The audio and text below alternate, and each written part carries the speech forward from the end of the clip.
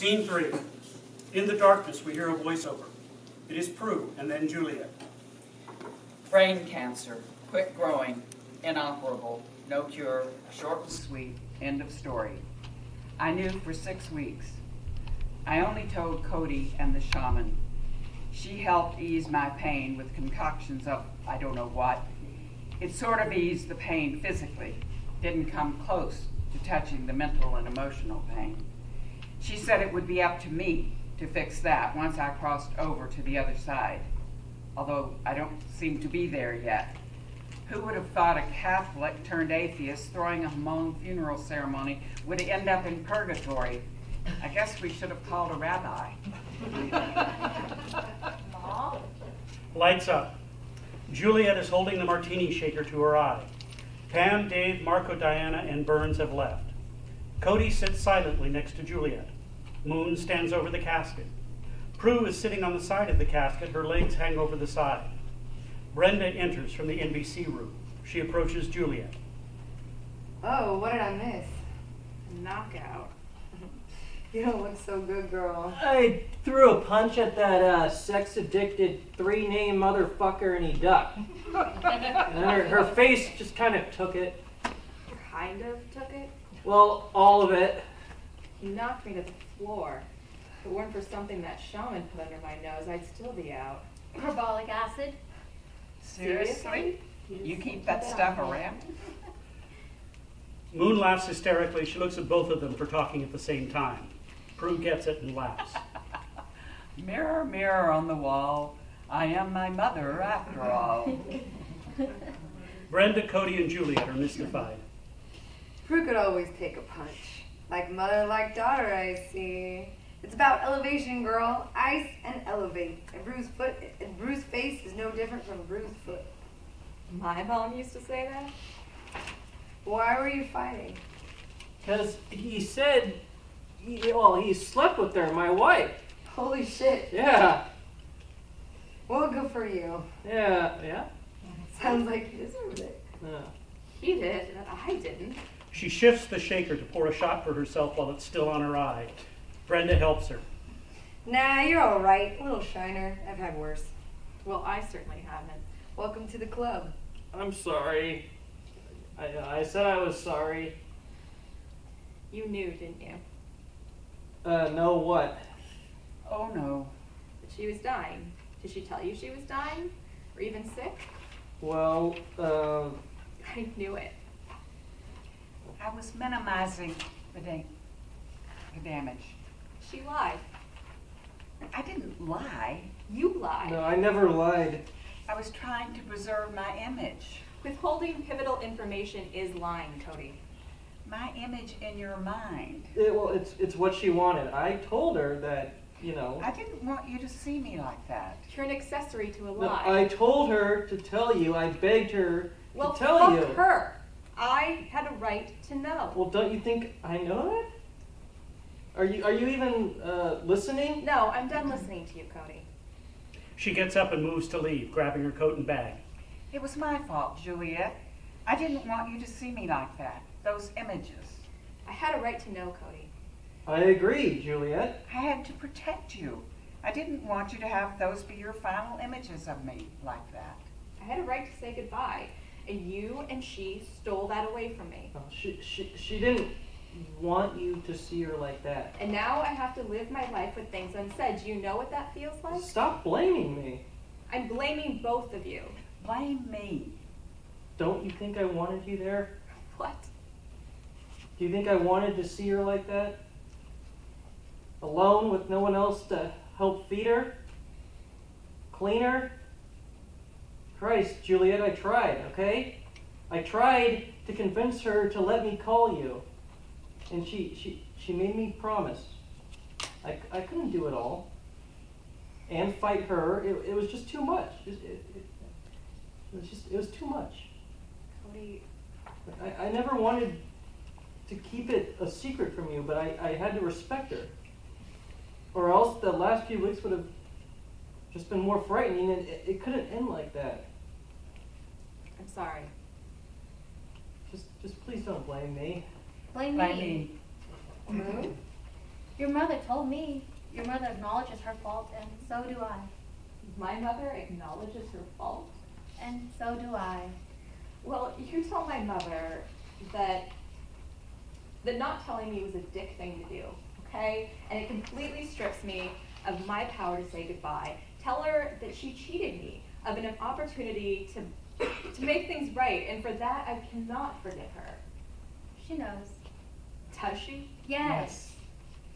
I spent my entire childhood thinking that I would be happy when I was free of my mother and all her rules and restrictions, like it was her holding me back from happiness because she didn't love me.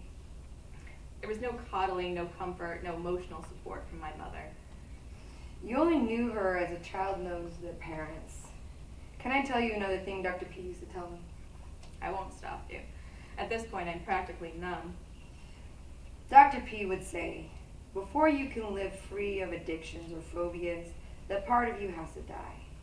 You have to kill off that magical thinking about what should have been, or what you should have acted or wish you had done differently, then you can live free. Free to be your true self, good or bad. And did that advice work? Yeah, for me, I was always angry, acting out, doing drugs, because of the pain and resentment I refused to admit to, but always carried around. We were finally able to release that burden. I remember once, summer I was 11, she took me horseback riding. She hated horses, despite what this poster might have you believe. Probably something to do with her childhood, she never said, but like most 11-year-old girls, I thought horses were the best.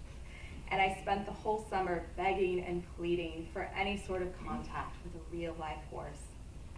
And then, right before school started, she woke me up one morning and said, well, are we gonna ride horses or not? So we did. She took me out to this farm where you can ride horses through the property. And I could tell that she hated every minute of it. But she stayed on that horse, and she suppressed her fear for me.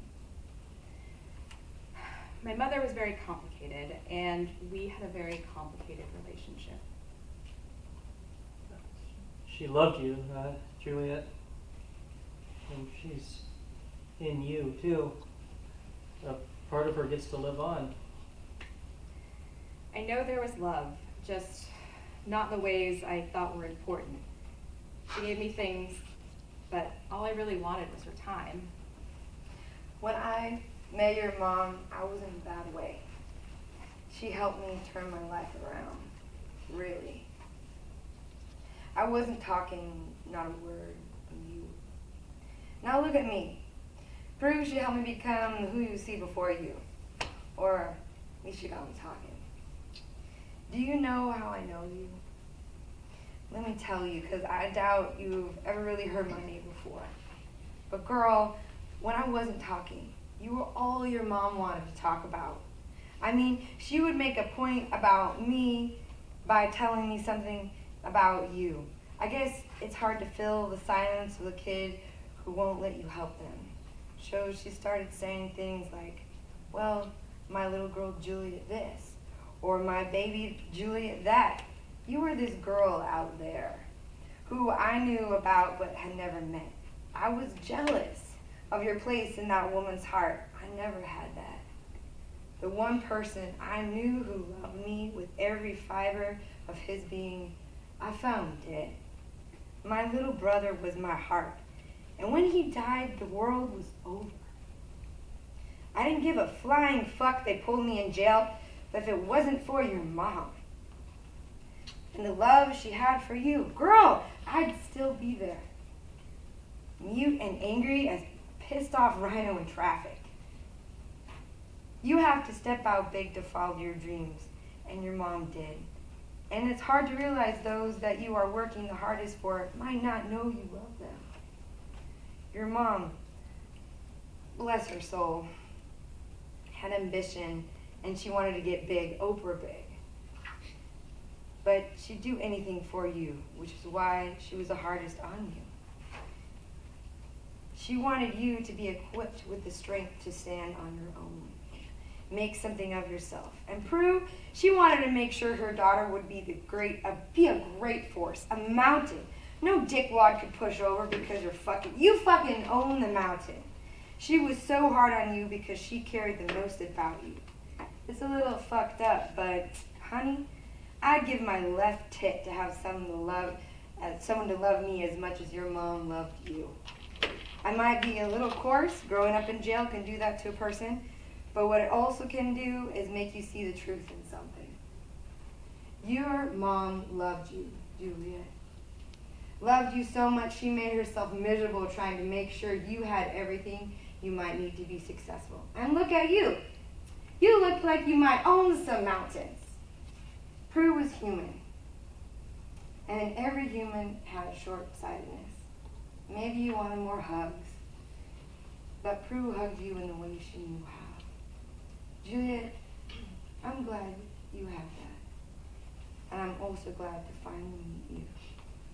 You have been famous in my life. You and your mom saved me. I will never forget that. Brenda, Don't forget, ice and elevate. Bruised face is no different from a bruised foot. thank you, Brenda.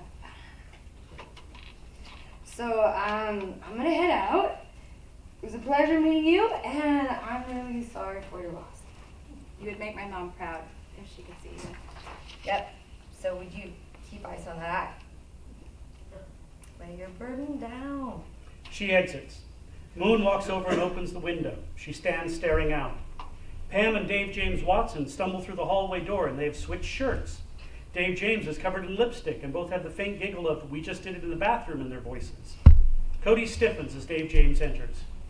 Oh, hi. Oh, we were just, Praying yeah, praying.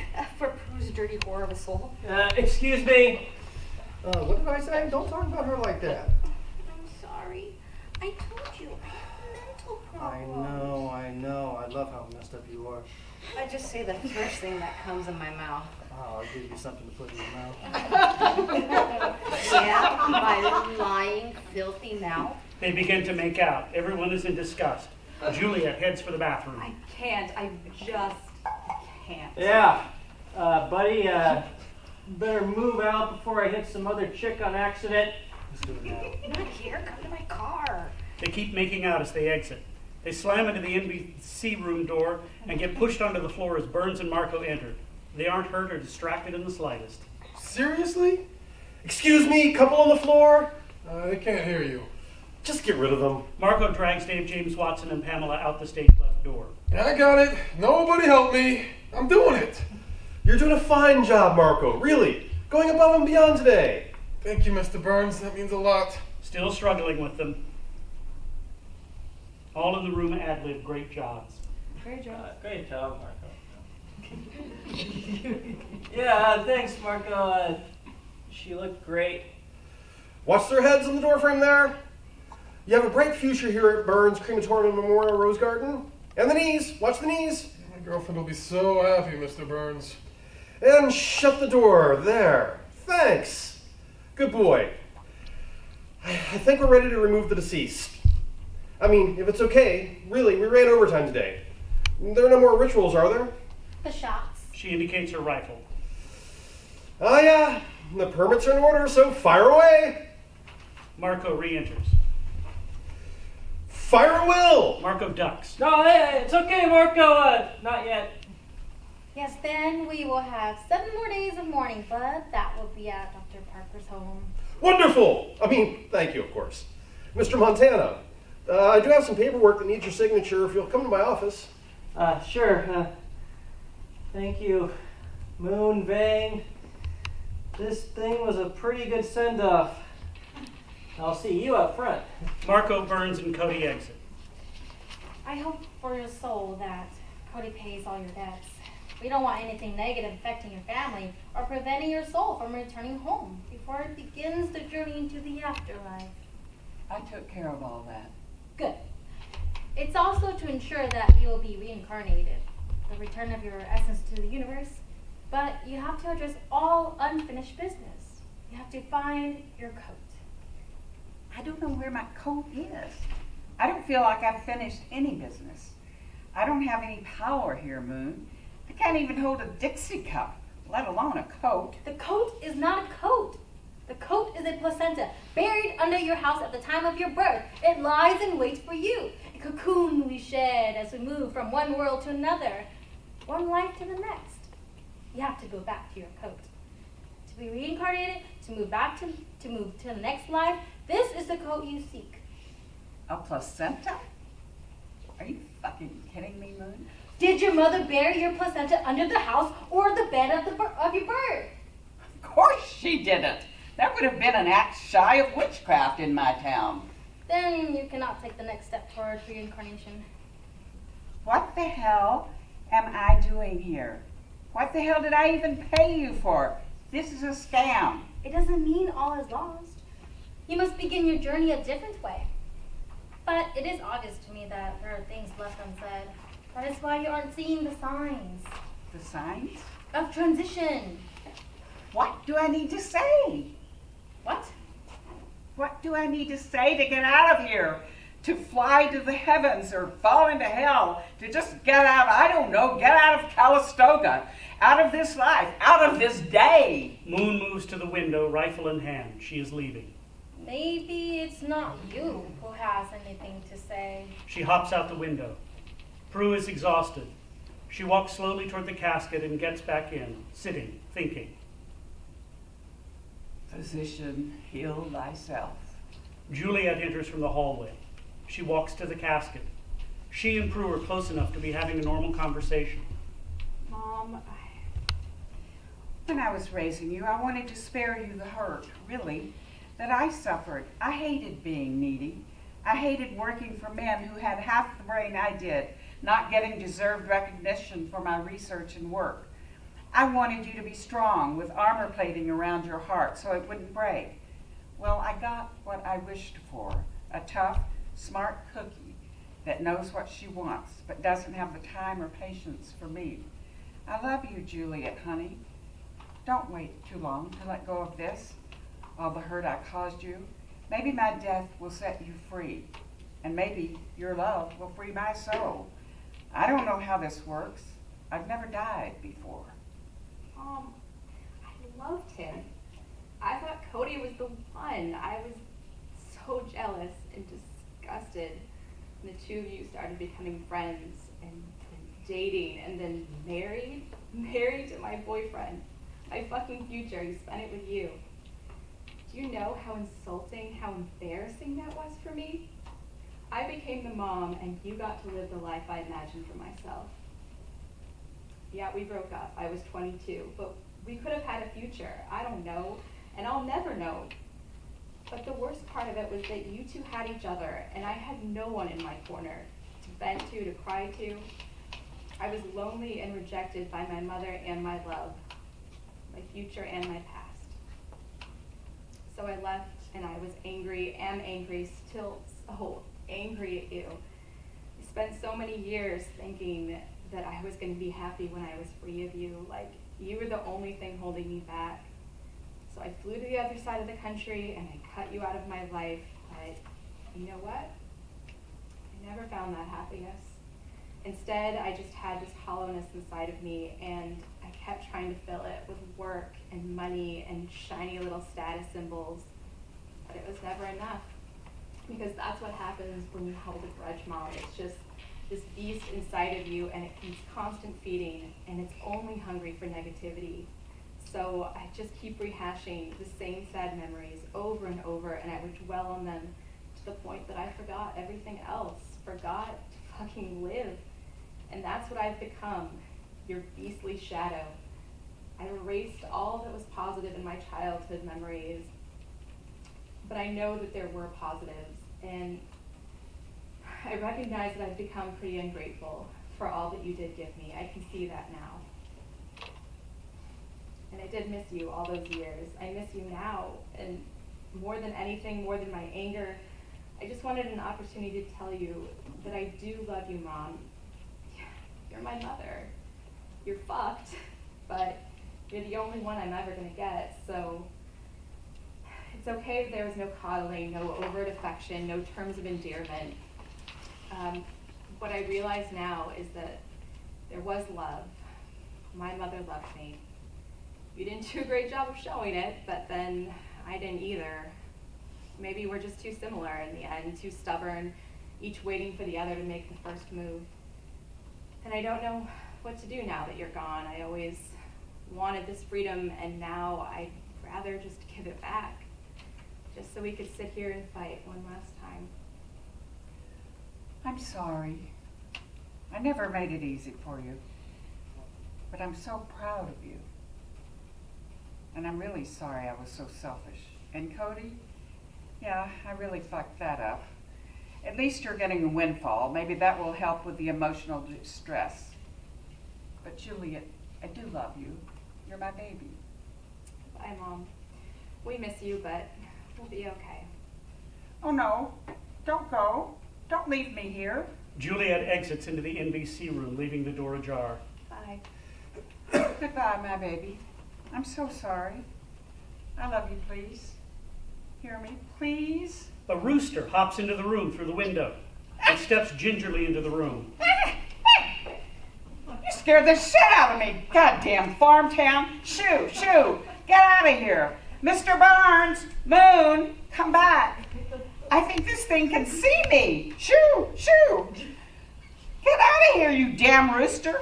Where the hell did you even... Wait. Follow the cows and roosters. You're the rooster. I'm supposed to follow you. That's it. The unfinished business. I finished it. Oh, Juliet, thank God. Thank the gods. Thank you, rooster. I'm ready. I'm getting out of here, right? Or am I just crazy and you're just a rooster? Outside, we hear 3 shots from Moon Vang's rifle. The lights flicker with each shot. The rooster vanishes in the last shot. The lights return to normal. Prue is left alone on stage, but it is clear she is no longer looking at the same room. Oh. Wow. Prue moves toward the NBC room and ducks as if under a branch, then moves over something as if it's a log. She picks up her dress and makes her way struggling through unseen forces and obstacles out the door. We hear the rooster crow. Lights out. End of play. Thank you